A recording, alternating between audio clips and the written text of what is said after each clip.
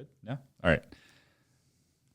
Well, Professor Lewis, this is the first episode of the Vanderbilt Political Reviews podcast. For everybody listening, I'm Andrew Kyung. I'm the editor-in-chief this year, and Professor Lewis is a professor at Vanderbilt University in the political science department. He's the Rebecca Webb Wilson University Distinguished Professor in Political Science, and he is an expert in the presidency, the executive branch, and public administration. So I'm pretty sure you're not busy at all this time of year. But yeah, Professor Lewis, thank you for being here. Tell me a little bit about like how you got into this entire study, about your expertise right now. Yeah, kind of a roundabout way, actually. As an undergraduate, I was a political science major. I had loved political science from the beginning, and I was trying to decide what to do after graduation, and I had worked for a member of Congress while I was an undergraduate, and decided to go get a master's degree in public policy.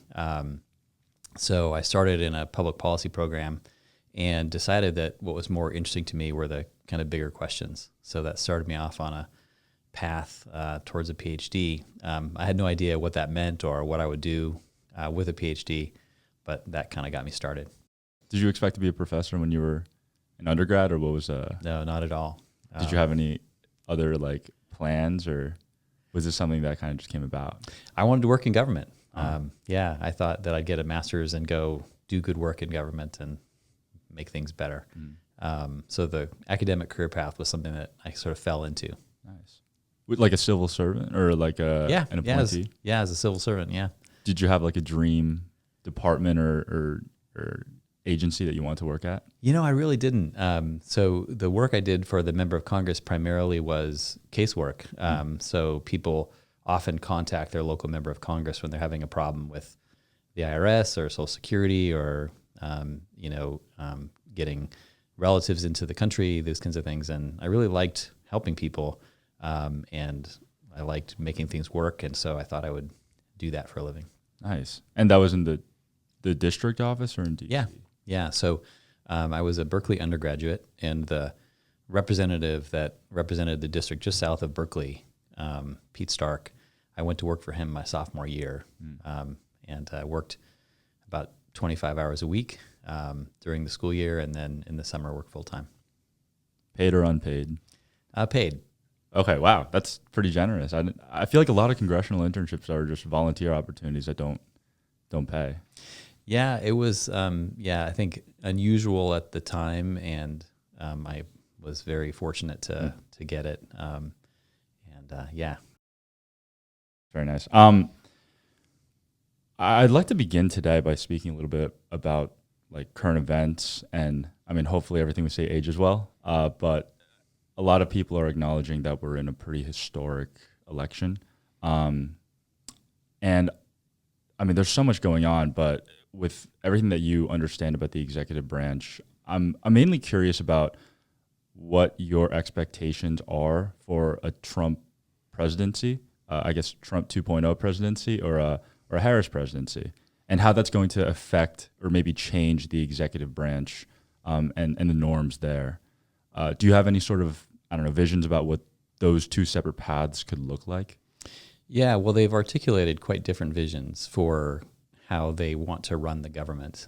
So the previous president, President Trump, while he was president, from his the way he talked about the executive branch to his actions, has a very particular view about its problems and the solutions to those problems. So you'll remember before he even came into office, he was talking about draining the swamp. And by draining the swamp, what he meant was basically like making things work better in Washington. Later, that language got changed to the language of a deep state, a group of people that were actively working to undermine the president. And so during his presidency, he took a number of actions to try to make the bureaucracy more responsive to him. And the difficulty for him was that he was not particularly well equipped at the beginning of his administration to do what he had planned. He didn't expect to win. He didn't have a very good transition operation. And so he was kind of slow out of the gate, and I think in some ways taken by surprise by what it meant to be president. This go around, if he's elected again, He has a much more solidified view of what he thinks are the problems and has a strategy for addressing those problems. President Harris, by contrast, I think is more sanguine about the continuing professionals that work in government, has a more cooperative relationship with government unions. So while she, I think, will certainly want to have put her mark on the departments and agencies of government, the solutions she'll have for problems in it will be quite different from those of the previous president. Yeah, that sounds like it tracks. I took your class last year on presidential transitions, and I guess the takeaway from that class about the Trump transition back in 2016 was that it was pretty poorly done, and that there was a playbook created by Chris Christie, and then it got thrown out essentially because of some infighting. I'm curious as to what you think about the Trump transition team and what it's probably going through right now. Again, with things like Project 2025, we've gotten a little bit of a sense of what his transition is prioritizing, I guess. But any other insights? I frankly haven't read the entirety of Project 2025. I've read some parts of it, namely parts to do with like the Justice Department, but I'm sure there's so many other things in there that you've noted. Yeah. Well, what's interesting about the transition last time, and you mentioned this, is that the president didn't want to spend time and effort on a transition and felt aggrieved that he had to do it and that Chris Christie was doing it in Trump's view, taking money away from the campaign. And he didn't want money taken away from the campaign to plan for this transition. And then when he won, he took all the work that Christie had done and dumped it in the trash. And what that meant then was that in that 70-day period between Election Day and Inauguration Day, they had to stand up an administration. Now, one of the things that helped them in that process, and then as the administration went forward, is that the Heritage Foundation had kind of a lot of kind of ready-made materials and people that could jump into an administration. But the Heritage Foundation at that time were not necessarily Trump Republicans. So there's a lot of kind of previous serving Republican officials. There were kind of traditional conservatives. And so one of the difficulties the Trump administration had was, we can take all of these people and put them into government, but they may not be loyal to Trump personally or support the kinds of things that Trump wanted. This go around, there are multiple groups competing to kind of do the transition work. So even though the campaign itself is not, as far as I can tell, aggressively planning for a transition, they've in some ways outsourced that work to former Trump administration officials that Trump likes, who are sort of doing the work in advance to prepare for a transition. And Project 2025 is the most visible of those, but there are a couple of other ones as well. And so I expect that they'll be more aggressive, more purposeful on day one this go around than they were last time. Yeah, I'm seeing like President Trump distanced himself quite a bit from Project 2025. And I mean, at first I wasn't like exactly buying it. I thought that he would probably use it as his primary playbook, but considering all the other transition plans that are happening right now, is there probably some merit to that I guess idea that he's distancing himself, and is that probably what's going on, or do you think it's more of like a political, like a way to boost his electoral chances and not, I guess, ostracize the more moderate voters who might be off put by the project? Yeah, I think your intuition, Andrew, is right. I think that it's costly for the campaign to be connected to Project 2025 because the document it's basically like a committee report, and different parts of the Republican coalition have written this committee report. Each have been given a different portfolio, and some of those things are more controversial than others. And the campaign doesn't want to be tied down to particular positions in ways that could hurt the campaign, that could alienate certain voters. So it's natural, as you suggested, that the campaign would distance itself from this activity. That said, it provides a playbook should the president choose to pick it up for when he enters office. And a number of different groups are working on different kinds of playbooks for the administration. And this is one, and I expect that the president, if he's elected again, will take parts of it and put it into place. And if not him, people that he selects will use it as a playbook that'll sort of give them instructions or a pathway forward to know what to do once they get into office. So I'll tell you just a little anecdote. I think that we overestimate the extent to which presidents are running things day to day. So when I was first teaching the presidency, I had Reagan's Treasury Secretary in my class, and he told a story in that class, which was basically he had never had a conversation with Reagan about what Reagan wanted him to do with regards to the economy. And this is the issue that in some ways Reagan ran on. And so what he had to do is go back and read Reagan's speeches to figure out what should I do as Treasury Secretary. And there, when you're making 1,000 appointments or 2,000 appointments or 3,000 appointments, you don't have the ability to tell them all exactly what you want them to do. So they've got to figure out for themselves what to do. Some of those people will come in with a good idea, but others will be scrambling around for directions, for playbooks that they can pick up. And these documents that are being prepared now by not the campaign, but by other parties will provide a playbook for them. Yeah. Who was his treasurer? Was it Donald Reagan? Yeah, Don Regan, who later was chief of staff. Yeah, wow. I guess moving a little bit more away from the appointees and what Project 2025 and I guess Trump's vision has for them, I'd like to talk a little bit about the career bureaucrats and how they might be affected by a Trump presidency. We've seen quite a bit on Schedule F, and I mean, I don't know how many listeners are super plugged into, the federal bureaucracy, but that's pretty much your bread and butter. Not enough, Andrew. Yeah. Not enough. What is Schedule F, and why would it be consequential for federal government? Yeah, so the context here is that the federal government employs about 2.8 million civilians, and the vast, vast majority of these civilian employees have job protections, and it's very hard to fire them without cause. And the reason for that is that the designers of the civil service system wanted a nonpartisan expert civil service. And what that means then is that that if new elected officials come in, like new presidents, they can't just fire people because those people have different political views. Rather, they have to fire them for poor performance.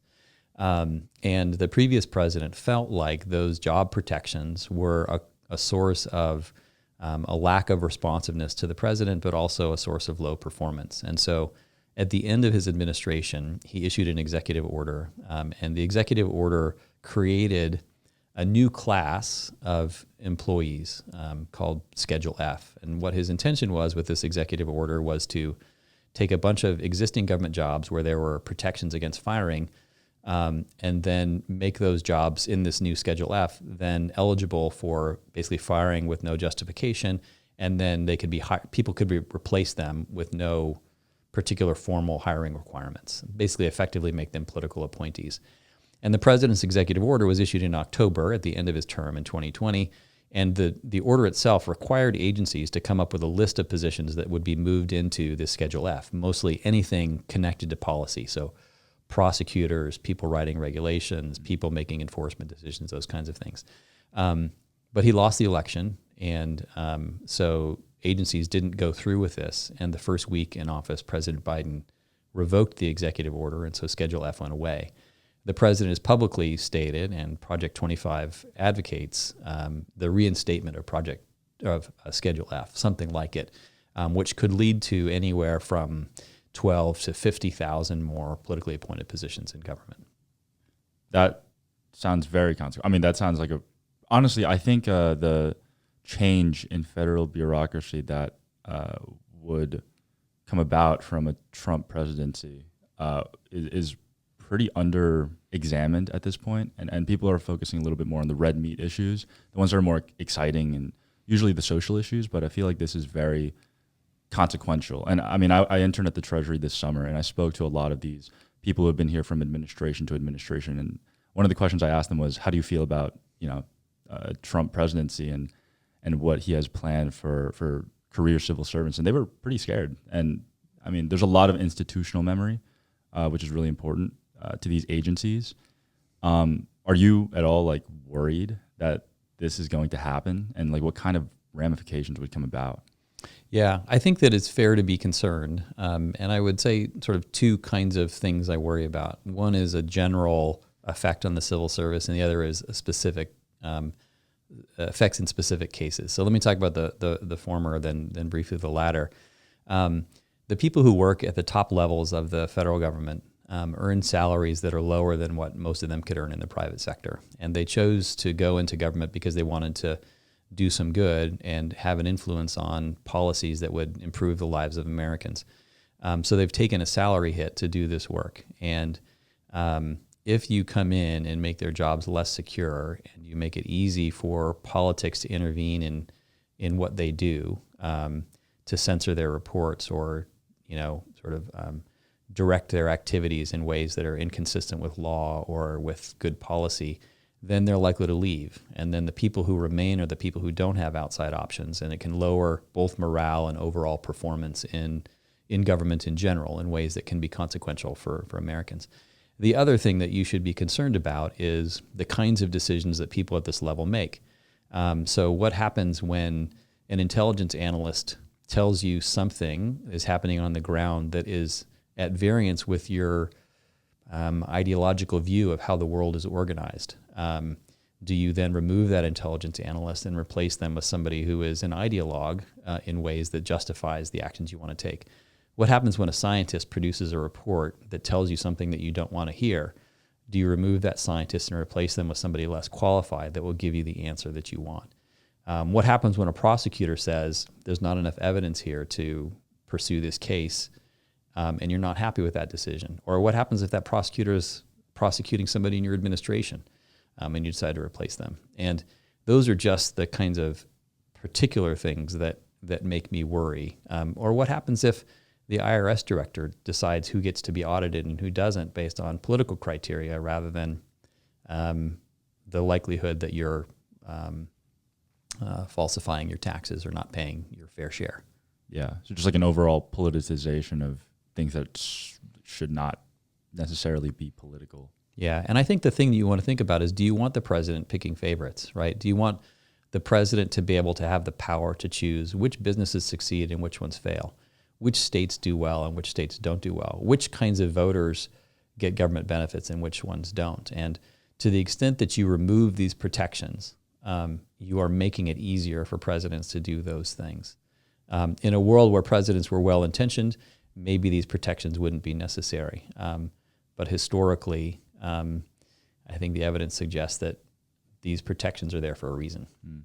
Well, I mean, this would all be done by executive order, which means that at worst, or I guess not at worst, but this would be in effect for about 4 years, and then the next president could easily do away with it. Is that correct? Any executive order that's issued can be revoked or overturned by a subsequent executive order. The question is, how long-lasting is the damage that happens there? So if a whole class of senior career professionals departs government because of this order, and people don't join into government or stay in government to build careers there because of this decision, that's a generational effect whose full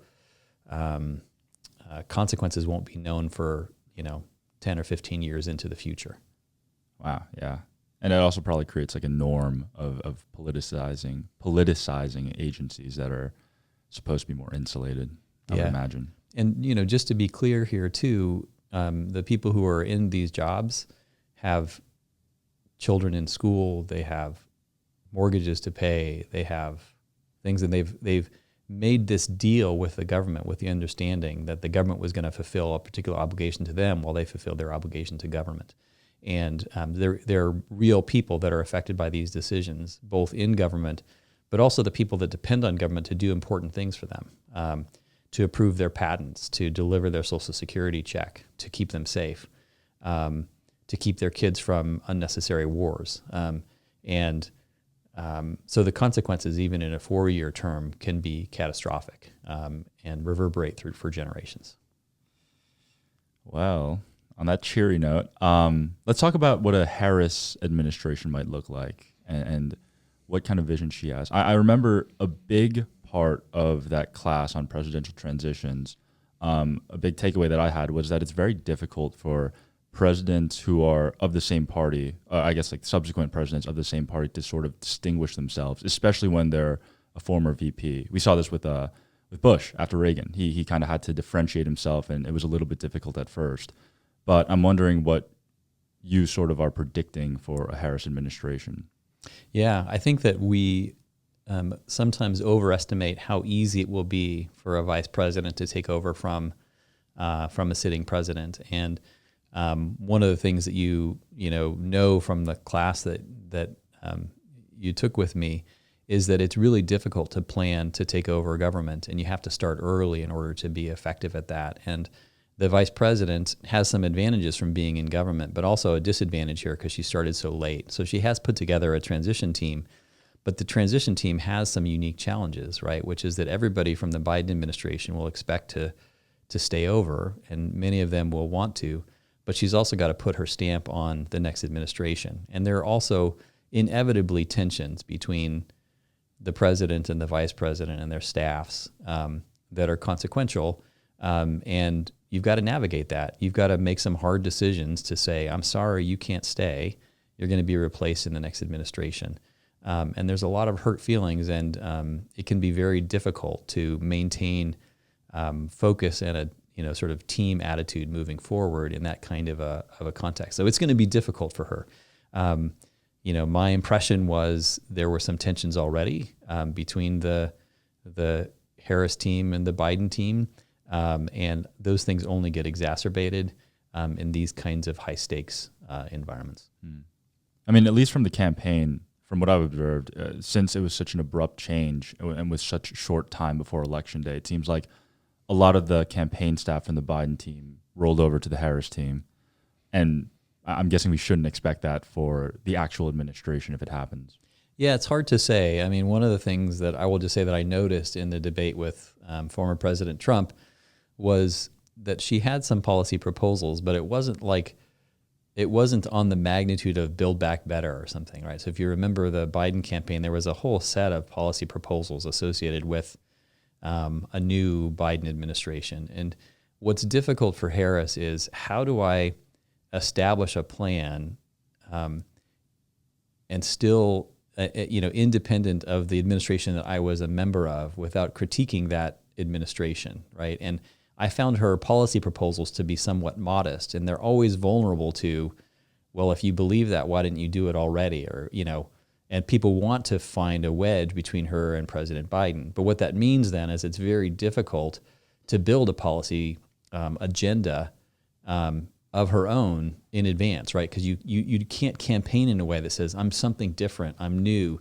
we're turning a page, not just from President Trump, but from President Biden, without threatening to fracture the party itself. So she's in a difficult spot. And I think there are going to be some startup costs for sure for a Harris administration. Yeah. I think people watched that debate and thought that Trump made a particularly good point when he was like, if you have all these proposals, why have you not pursued them yet? And they saw that as like a gotcha moment. But I mean, and correct me if I'm wrong, the vice presidency, at least in most cases, is not really a very powerful position. I mean, the tiebreaker in the Senate sometimes, I mean, the president of the Senate, and they have a lot of informal powers. But in the way of actual governance, it seems like I'm wondering if that's an actual valid critique that President Trump made when he said that you should have been pursuing this already if you were in the post of vice president. Yeah, it's a difficult position for the vice president, right? In the following sense that, if the president says, "Why haven't you done this already?" What's her response? What can it be, right? Either the administration isn't competent to do it, or I don't have any influence in the current administration, so they don't do what I want them to do.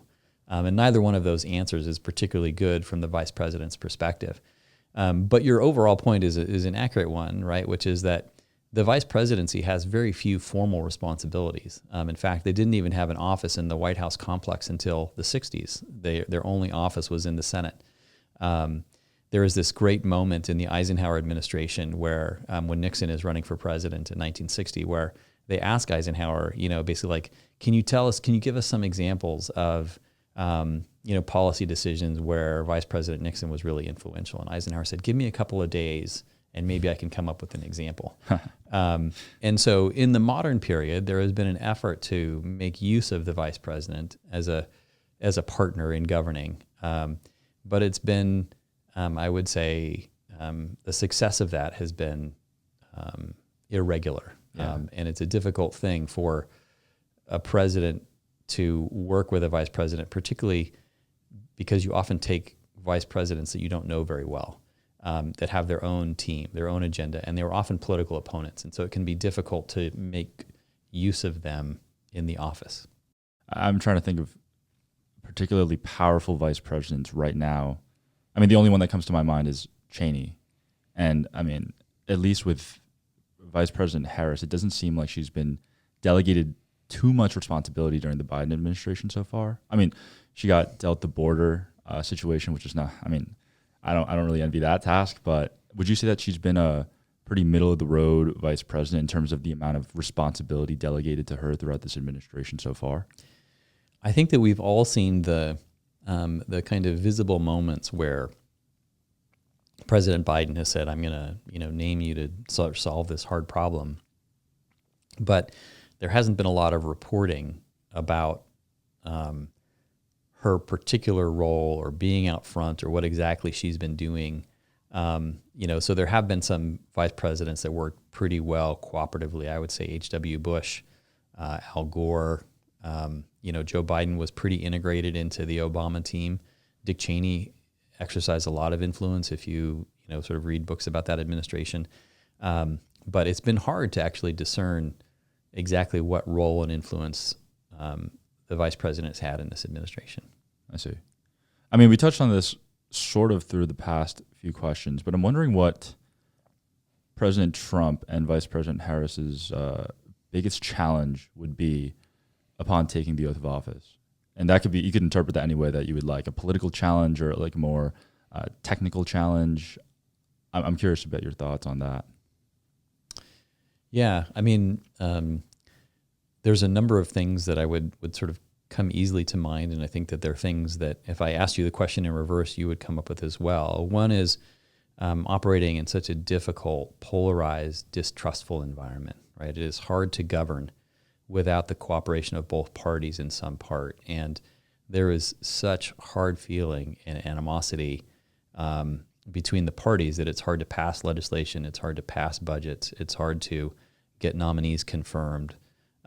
It's hard to come to agreement on the things that the American public needs government to do. And so any president coming in is going to have some difficulty with navigating that political environment. I think that the challenges on the world stage are incredibly difficult right now. So whether it's, Israel and Palestine, whether it's, Russia and Ukraine, whether it's the threat of China and expansionism and Taiwan and in the region, or the sort of other challenges there of keeping our allies together, cooperating on everything from economic to defense issues. Those are things that require, immigration in some ways is a foreign policy issue, right? That is, if you have good relationships with countries in, Mexico, Central America, and those countries are doing well and they themselves are healthy, then there are fewer people that are coming across the border because they are fleeing violence or they feel insecure or they are they need asylum. That's a foreign policy issue that's very difficult to deal with, except for with sustained direct attention. And both presidents are going to confront that. You can try to build a wall or tamp down on asylum nominations, but at some level, that's putting a Band-Aid on, a problem that stems from instability in the region in general. And the third thing I would say is,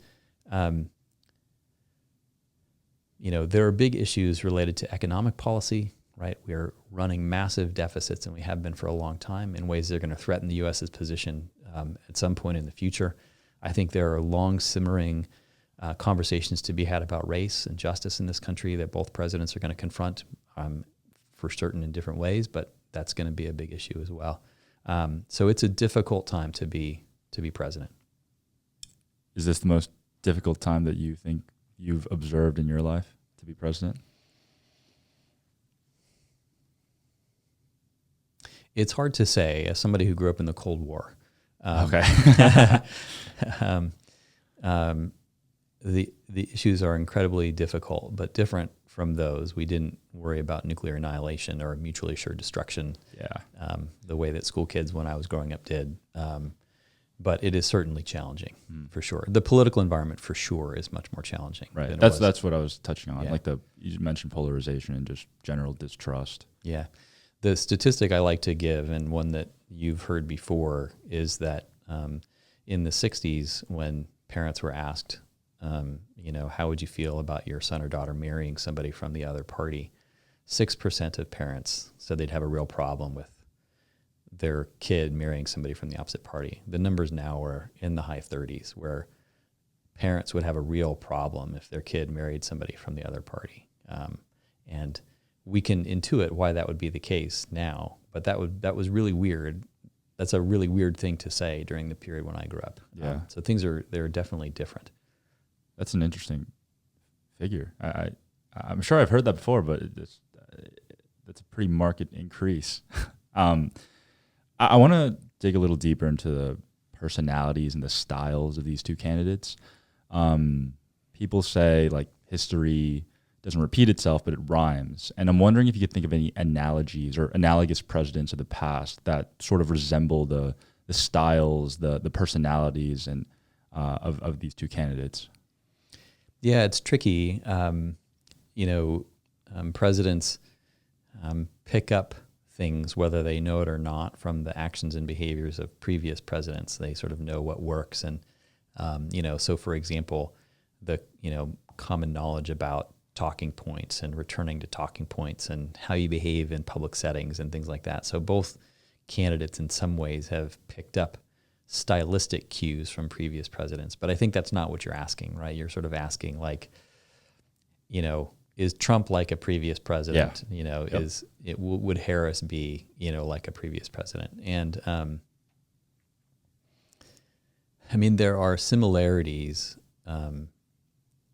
between President Trump and some previous presidents in the sense that his overall style to be irreverent and to not care so much about niceties does resonate in history some. But I don't want to overstate that. So someone like Andrew Jackson is a good example, right? And he sort of styles himself in some ways, or at least Steve Bannon styled him as a modern day Andrew Jackson. Right. And Jackson was, from many people's perspective, problematic in the way that he engaged in the presidency.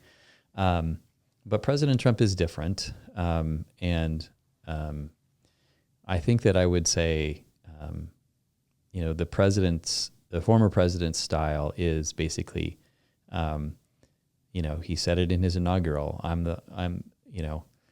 there's American carnage and I'm the only one that can save you. And in some ways, that strikes me as something quite different from any other previous president that usually lauds the American people and encourages them to be their best selves. And he says, basically, put your trust in me, your favorite president, and I will, deliver for you the things that you want. And that to me seems new. I haven't seen it that way before. I think it's also the case that the former president seems less concerned with the history of the office and more concerned with what he wants it to be moving forward. Vice President Harris strikes me as a bit more traditional in her approach, right? She, was part of a Biden administration that was self-consciously, sort of returned to normalcy, right? And so even in that language, I think of Biden as, a return to normalcy president, like we've been through a rough period. Let's go back. And even in her campaign or in her debate performance, she's like, we need to turn the page. We need to move past the past. And in some ways she was sort of hearkening toward, let's get away from the chaos and let's return to normal. Yeah. And that, has resonances in, the 1920s. Not that the presidency is like that anymore, but it sort of resonates that way. And Eisenhower was a bit like that as well. I honestly thought that, I guess, an analogous former president to Harris would have been maybe LBJ, because we learned about the attitudinal shift that he underwent when he was all of a sudden given the responsibility of the presidency. And although Harris hasn't quite adopted it in as dramatic of a fashion, I think both of them still really rely on the memory of their predecessors to sort of get people moving. I mean, do you see any sort of like parallel there? Yeah, I like that. I like that analogy. So for those who aren't familiar, Robert Caro's accounting of Kennedy's assassination and the transformation that created in LBJ is masterful, and it's beautifully written and so interesting. And in some ways, the transformation, at least from the outside, in Harris is quite remarkable as well. So one of the things that people often don't realize is that her approval polling was lagged behind President Biden's for, a significant portion of his presidency. She was doing worse than he was in terms of people's perceptions of her. And then through Biden stepping down, the public perception of her has completely changed. And it's a little hard to tell how much of that is Harris herself changing and seizing the moment and kind of finally, emerging, and how much of it is change in the public's perception based on a new context. But it strikes me it's probably a little bit of both. So I think that's an interesting analogy. Right. I mean, if I recall correctly, LBJ also had, I don't know, maybe a chip on his shoulder for not ever being elected as president when he assumed the office. And when he was finally elected by a pretty big landslide, it was sort of an affirmation of his ability to lead as president. And I mean, Harris hasn't won a primary. She wasn't necessarily, she was elected in the sense that she was on the ticket. But do you think there's another analogy there? I feel like there could be.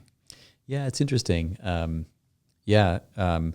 think that she probably, just so as an armchair psychologist, so take this for what it's worth, but sure, there has to be some sense of affirmation in the sense that the party itself aligned around her relatively quickly, right? That they didn't look for an alternative, that they, it seemed like there was a lot of enthusiasm for her, and that's got to be validating. But you're right, until you're elected, I think sometimes you can feel a bit insecure, right? And she'll need to find her own footing.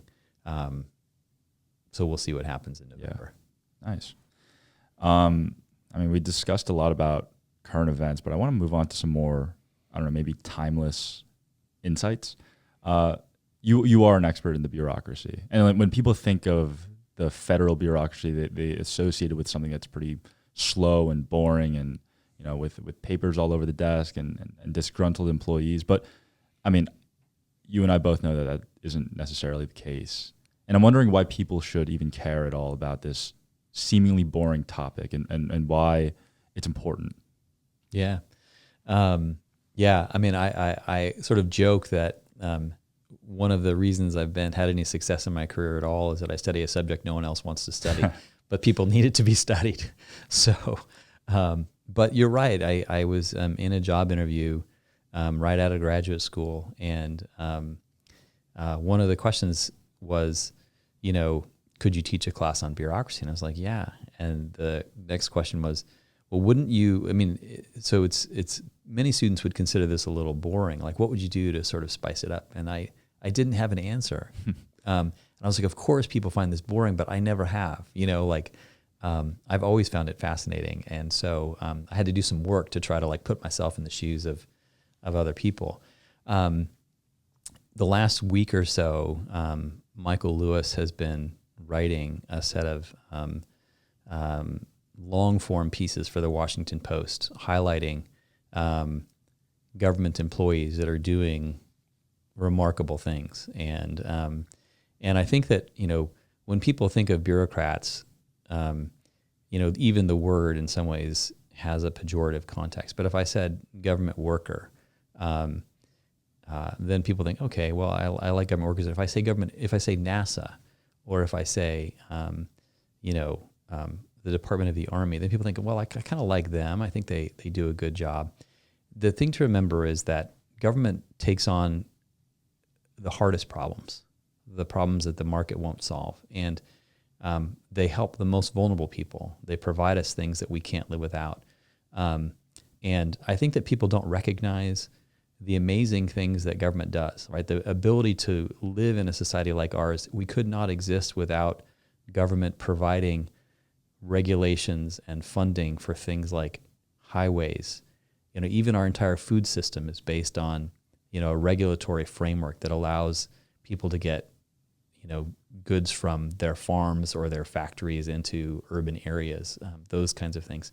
One of the statistics I like to use is that, 25% of our Nobel Prize winners have been government employees. And you think, well, what do you mean?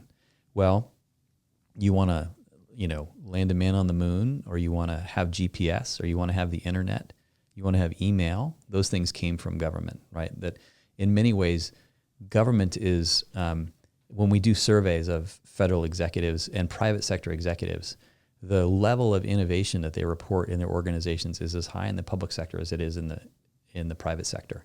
And these are people who are doing things like making sure that the food you eat can be trusted, right? They're making sure that the roads you drive on are safe. They're setting up systems where when people do wrong, something happens to them, right? They're stopped from doing wrong. And that meets people's needs at a fundamental level. And the more you get to know these folks, particularly these people who have been working for a long time at the highest levels, you come away impressed. And I think a lot of people's opinions about government come from a bad experience that they had in a particular place where they're right to be critical. And part of what I do, why I do what I do, is to say, yeah, when you went to the DMV and it didn't work well, I want you to know that there are DMVs that work extraordinarily well. And we can figure out how to take those best practices from that DMV and put it in this other one and make it work well for everybody. So just because you've had a bad experience, don't let that color all of the amazing things that people do. Yeah. You mentioned Michael Lewis, who you're, again, not related to, right? Not as far as I know. Okay. Well, you signed his book, The Fifth Risk in Public Administration. It was like the first class I ever took on the executive branch.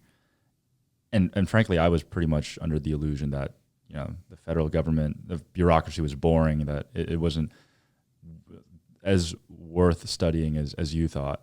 And I mean, I took the class because I was like, I might as well learn a little bit about it before I come to that conclusion. And that book outlines a great amount about how the government isn't just reactive, but it's very proactive in that it's preventative.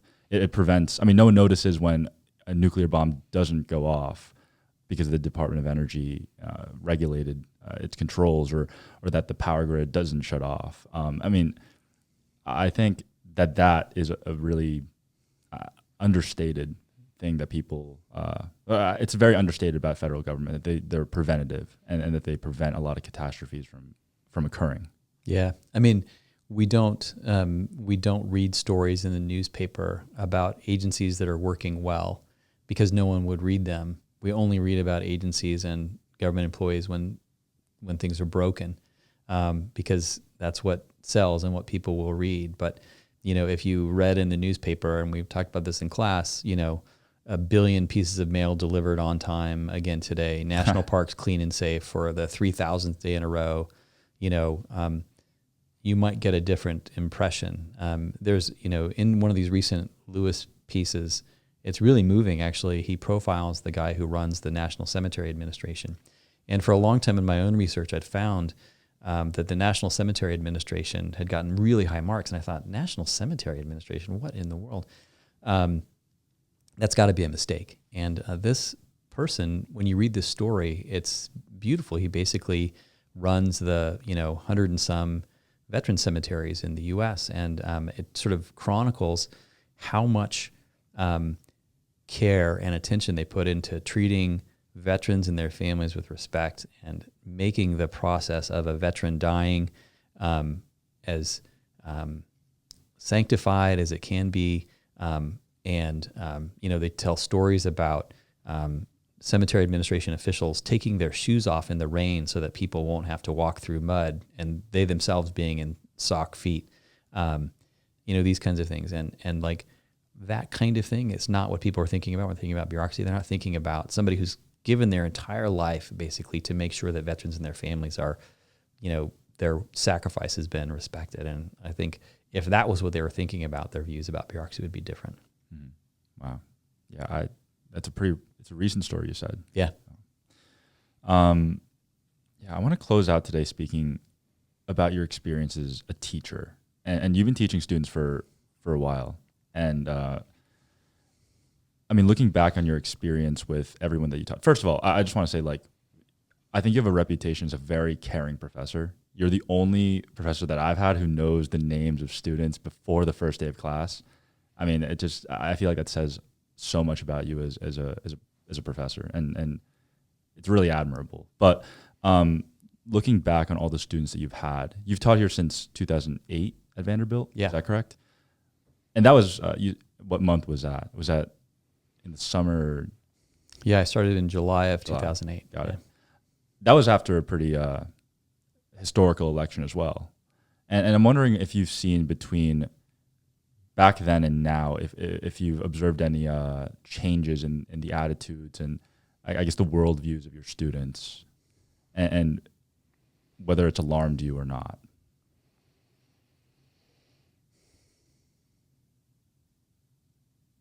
I would say one change has been that fewer students are doctrinaire. I think there is a lot more uncertainty among students about politics and about the right way to think about politics. I